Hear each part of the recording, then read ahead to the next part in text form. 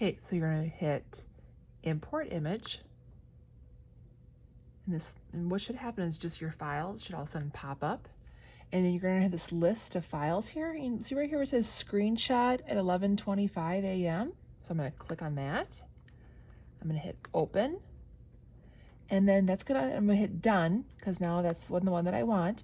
And now you see here on the right, there's the blank layer from the document. There's the image that I just imported.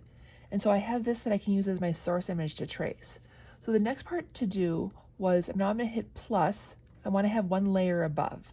So in the directions I gave for kind of doing this practice task, was I asked you to click on this layer that has your picture, click on it again so these little tools come up, change the opacity to like 50%, like that, so it gets nice and light. So you have this. You want to make it a little bit, I like to make it a little bit bigger so that it's a little bit easier to trace. You just it's kind of use a touch screen. And now for tracing, I'm going to click back on the layer. That's the blank layer.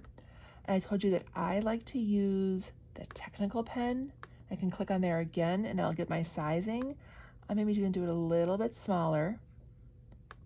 Maybe I'll try it on here just to see how that looks. It's kind of thick. I'm going to hit back to get rid of that. I'm going to click on this again, make it a little bit smaller still. Maybe I'll do like 0.6. So let's see how that looks. That looks pretty good. You don't want it too thick, otherwise it's going to be kind of hard to get details. I'm probably going to want to make this even a little bit bigger still. I'm going to move this down like that. I can always zoom out. Let's do it in sections like this. I'm going to go back on the blank layer. And it looks like that got bright again. Somehow the opacity didn't change. There. Now it's back to the letter opacity.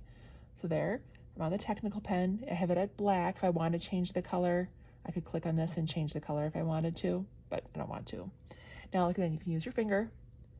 If you have a stylus, that'd be great. You think, oh, I don't have one around. Why don't you ask one of your parents or something?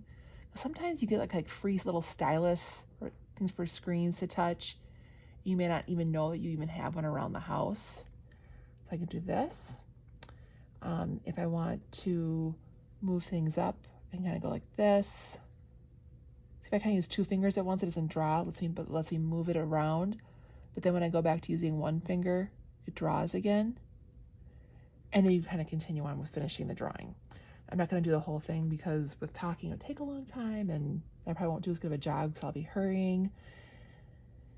So once I have this all drawn in, then you can go ahead and start coloring. And again, I would try using some different tools. You can use like the paint tool, change some colors around here, click the little color there. I can move this wherever I want. Let's want it to be blue. And then I can go through and start coloring in some stuff. I ask you to try out some blending. Just experiment. This is kind of a chance for you to try out the different tools, try some blending, try some mixing colors. Some of these tools, you can go like this, and you can have like different kinds of textures and stuff in there. There's different types of brush types. Try some different things in there. There's a lot of fun things to try, and just go ahead and see what happens. But I do really want you to practice with trying to draw really carefully, mixing colors, so that this is a formative for our next project, which will be doing a self-portrait. Okay, have fun.